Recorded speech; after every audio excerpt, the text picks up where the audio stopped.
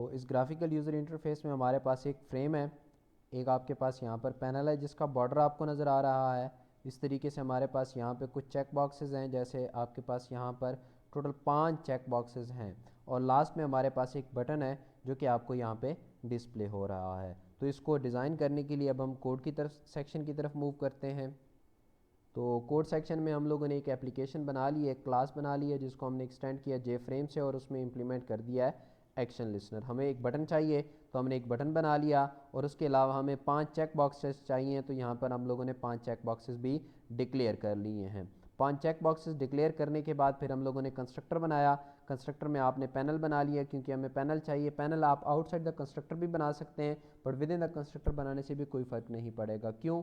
क्योंकि हम लोग नॉर्मली उन कंपोनेंट्स को आउटसाइड द कंस्ट्रक्टर बनाते हैं जो हमें बाद में किसी मेथड में रिक्वायर्ड हो। क्यों? क्योंकि अगर आपने कंस्ट्रक्टर में कोई लोकल वेरिएबल बना लिया तो वो आउटसाइड द कंस्ट्रक्टर फिर आपको अवेलेबल नहीं होगा। तो चूंकि हमें पैनल को आउटसाइड द कंस्ट्रक्टर एक्सेस नहीं करना, दैट्स वाई हम लोगों ने इसको विद इन द कंस्ट्रक्टर बना लिया है। उसके बाद हम लोगों ने कंस्ट्रक्टर का लेआउट सेट किया। जैसे अभी थोड़ी देर पहले हमने बात की थी कि फ्लो लेआउट हम यहाँ पे यूज़ कर सकते हैं। तो फ्लो लेआउट के बारे में हमने देखा कि आपके पास ये कंपोनेंट्स को एक लीनियर फैशन में अरेंज करता है। आपके पास हमेशा हॉरिजॉन्टली कंपोनेंट्स को अरेंज किया जाता है और जब कंपोनेंट्स विड्थ से बाहर जाने की कोशिश करते हैं तो उनको डायरेक्टली जो है वो नेक्स्ट लाइन के ऊपर मूव कर दिया जाता है। तो यहाँ पे बिल्कुल जिस तरीके से रेडियो बटन्स हमने बनाए थे, तो रेडियो बटन्स का हमने टेक्स्ट दिया था और साथ में स्टेट हम लोगों ने बात की थी। बट आपके पास जो रेडियो बटन्स थे, रेडियो बटन्स को हम ग्रुप करते थे और एक ग्रुप में एक सेलेक्ट हो सकता था, तो वहाँ पर आपके पास एक को ट्रू होना चाहिए था। यहाँ पर चूंकि मल्टीपल की सिलेक्शन हो सकती है तो दैट्स आप मल्टीपल को सेलेक्ट कर सकते हो। तो यहाँ पे हम लोगों ने सारे के सारे रेडियो बटन चेक बॉक्सेस को हम लोगों ने वन बाय वन जो है वो डिक्लेयर करके इनिशलाइज कर लिया है। हर चेक बॉक्स में उससे रेलिवेंट जो वैल्यू है वो हम लोगों ने यहाँ पे पुट कर दी है। जैसे फर्स्ट एप्पल, सेकंड बनाना, उसके बाद फिर आपके पास ग्रेप, उसके बाद ऑरेंज और उसके बाद आपके पास पीयर। तो बाय डिफ़ॉल्ट हम लोगों ने 3 को ट्रू किया है। तो आपके पास एप्पल, ग्रेप और बनाना, एप्पल, ग्रेप और पीयर वाला जो चेक बॉक्स होगा वो बाय डिफ़ॉल्ट आपको सेलेक्टेड नज़र आएगा। उसके बाद हमारे पास एक बटन है जिसके ऊपर हम लोगों ने लिखा है that is show selected check boxes, जो हमें ये बताएगा कि कौन कौन से चेक बॉक्सेस आपके सेलेक्टेड हैं। फिर पैनल का जो है हमने बॉर्डर सेट किया है। बॉर्डर सेट हम किस तरीके से करते हैं? बॉर्डर फैक्ट्री को यूज़ करते हैं। उसका एक स्टैटिक मेथड है that is create title border, और उस टाइटल बॉर्डर में हम लोगों ने टाइटल दिया है कि एक्चुअली हमें क्या टाइटल जो है वो डिस्प्ले होना चाहिए। इसके मुख्तलिफ़ किस्म के मेथड्स हैं जिनके थ्रू आप बॉर्डर जो है वो सेट कर सकते हैं। तो बेस्ड ऑन रिक्वायरमेंट आप अपनी मर्ज़ी का बॉर्डर जो है वो सेट कर सकते हैं। उसके बाद अब हमने कंपोनेंट्स को ऐड करना है। तो कंपोनेंट्स को ऐड करने के लिए जो कंपोनेंट आपको पहले डिस्प्ले होना चाहिए उसको पहले ऐड किया है। जिस तरीके से ग्रिड लेआउट में हम करते हैं तो फ्लो लेआउट में भी यही है, जो कंपोनेंट पहले ऐड होगा वो पहले आपको नज़र आएगा। तो हमने यहाँ पे पैनल में ऐड किया है। तो पैनल में यहाँ पे पहले हमने ऐड किया चेक बॉक्स एप्पल को, फिर उसके बाद बनाना को ऐड कर लिया, फिर उसके बाद ग्रेप्स को ऐड कर लिया, फिर पियर को ऐड कर लिया, फिर आपके पास ऑरेंज को ऐड कर लिया और फिर आपके पास जो है वो शो सेलेक्टेड बटन को ऐड कर लिया है। उसके बाद चूंकि हम लोगों ने इसी क्लास में इम्प्लीमेंटेशन की है तो यहाँ पे हमने लिसनर का जो रेफरेंस है वो दिस पास किया है कि वो जो यही ऑब्जेक्ट बनेगा इसी ऑब्जेक्ट में आपको इम्प्लीमेंटेशन मिलेगी। तो जब भी शो सेलेक्टेड चेक बॉक्सेस के बटन के ऊपर क्लिक हो तो आपने इसी क्लास में जो मौजूद मेथड है एक्शन परफॉर्म का उसको कॉल करना है।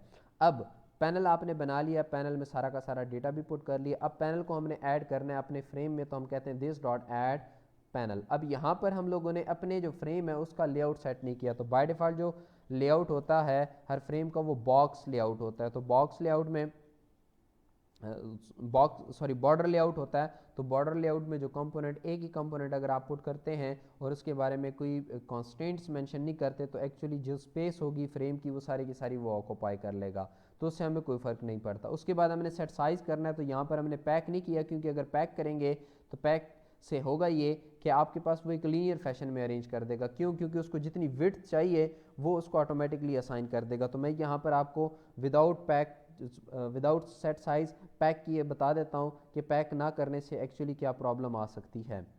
तो हम इस स्टेटमेंट को यहाँ पे कमेंट कर देते हैं। तो हम कहते हैं दिस डॉट पैक।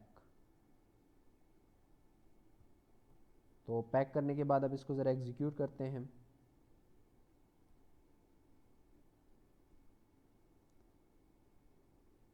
तो आपके पास इसने इसको लीनियर फैशन में अरेंज कर दिया क्योंकि आगे स्पेस है, ये स्क्रीन से बाहर तो नहीं जा रहा। अगर स्क्रीन से बाहर जाएगा तो फिर नेक्स्ट लाइन के ऊपर एक्चुअली ये मूव हो सकता है। तो इस वजह से हम लोगों ने यहाँ पर जो है वो पैक करने की बजाय यहाँ पर इसका साइज सेट किया था, ताकि जब ये व्यू हो, रन हो, एग्जीक्यूट हो, तो उस टाइम के ऊपर आपके पास जो है वो ये बटन आपको नेक्स्ट लाइन के ऊपर मूव होता हुआ नज़र आए। तो ये आप अपनी मर्ज़ी के मुताबिक इसको इंक्रीज़ डिक्रीज़ भी कर सकते हैं। अगर मज़ीद मैं इसको डिक्रीज़ करूँगा तो पॉसिबिलिटी है ये ऑरेंज का जो चेक बॉक्स है ये भी इस बटन के साथ यहाँ पर आ जाए। तो उसके बाद हम देखते हैं अब कोड, बटन का जो कोड हम लोगों ने हैंडल किया है।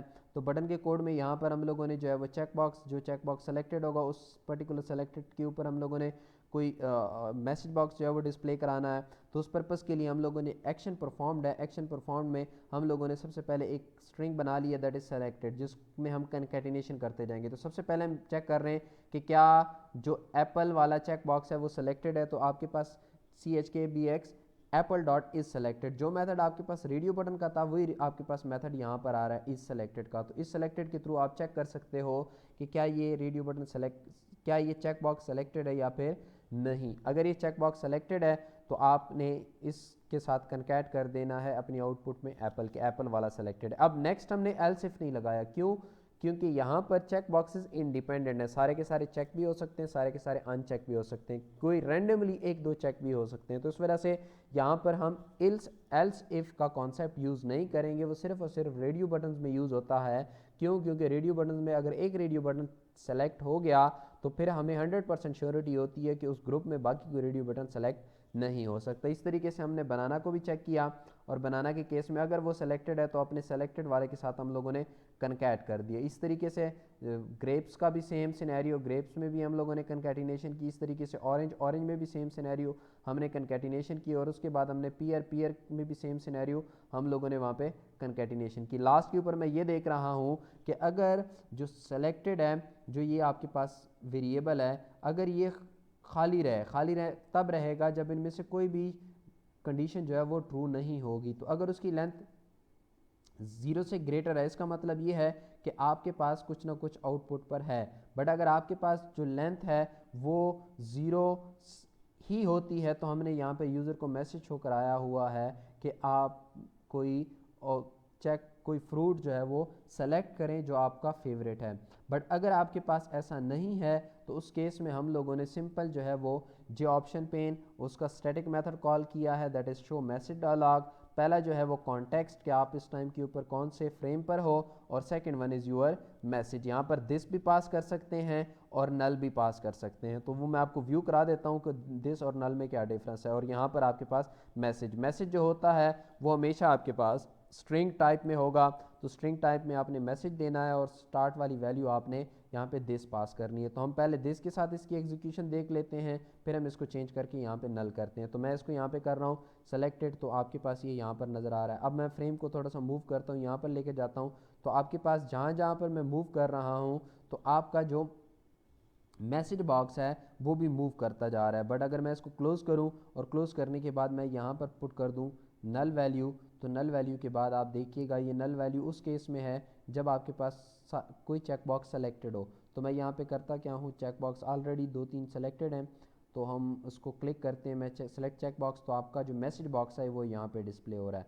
बट अगर इसमें से मैं सारों की सिलेक्शन ख़त्म कर देता हूँ तो फिर सेकंड वाला चेक बॉक्स होगा, उसमें चूंकि अभी भी दिस लिखा हुआ है तो दैट्स वाई ये इसके ऊपर आ रहा है।